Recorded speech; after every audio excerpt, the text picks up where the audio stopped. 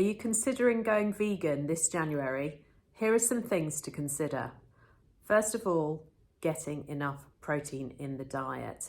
Now, in order to get your full amount of amino acids, you really want to be combining grains and pulses because it's the animal proteins in your diet that provide those amino acids, and amino acids are the building blocks of protein, and they're really important for things like building your hormones and your brain chemicals. So a lack of these can lead to things like depression and anxiety and fatigue, but we also know that getting enough protein in the diet has a role in regulating your appetite. Your brain will be looking for those amino acids to see if you're eating enough. So even if you feel like you are an overeater or an emotional eater and you're not getting enough of that protein, then your brain will not send those signals to tell you when you are full.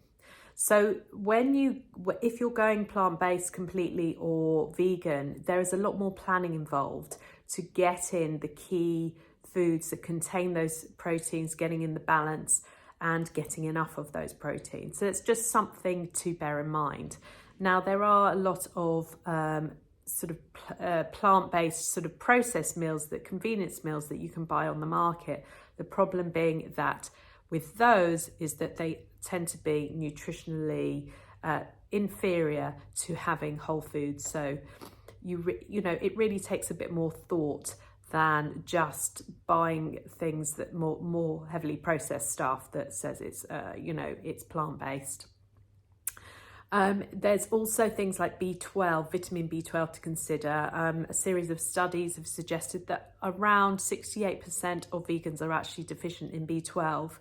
And these symptoms can be anything, if you are deficient, from depression to anemia and fatigue. So it's really important that you are getting that. Now, you can supplement with B12, but there's different types of supplements. The synthetic form of B12 supplement tends to be less well absorbed, so you won't necessarily be getting the levels that you're thinking of.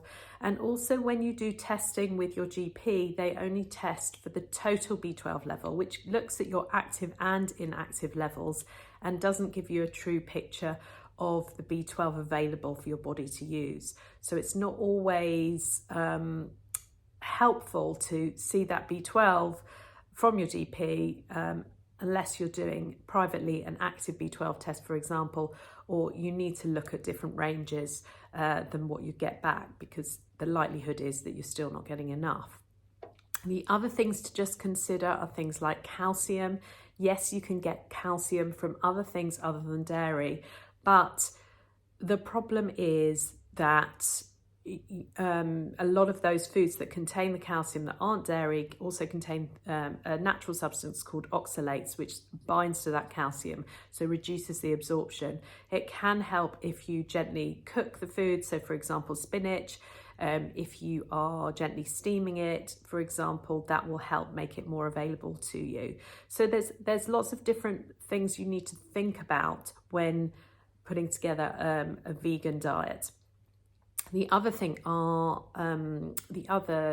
that many vegans are low on is iron. Yes, you can as well get iron from the diet other than animal foods, but again, this takes a bit more thought and a bit more mindfulness around what you're eating.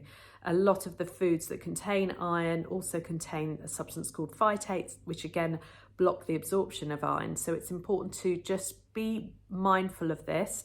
And thinking about how you can combine iron-rich foods with vitamin C-rich foods to just help increase that absorption of your iron. Another very important nutrient are the omega-3 fatty acids. Now, you can get those in certain forms in plant-based foods, such as nuts and seeds, particularly flax seeds and chia seeds. However, the form that's available in those foods is not the form that the brain needs, this DHA that the brain uses, which is only available in oily fish. So we are, as humans, naturally meant to be able to convert the form from the nuts and seeds into that DHA. However, some of us, or many of us, don't really do that conversion very well. It's estimated that a lot of people will only convert about 5%. So you may well be lacking in that as well. And that plays a role in mind, memory, mood, etc. Really important.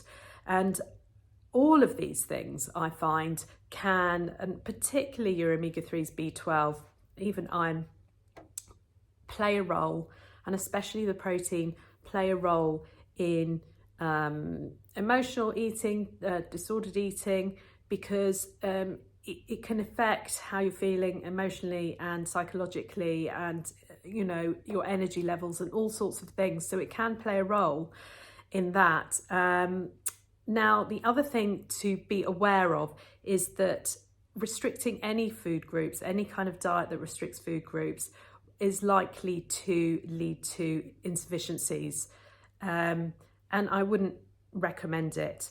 Now, for some people, doing this kind of diet and doing this kind of restriction can lead to an eating disorder known as orthorexia, which is more involved with eating pure and clean foods. So it can become obsessional. And I do see that quite often in clinic, where people have become, it's just become too much of a preoccupation, and it's become quite debilitating and problematic.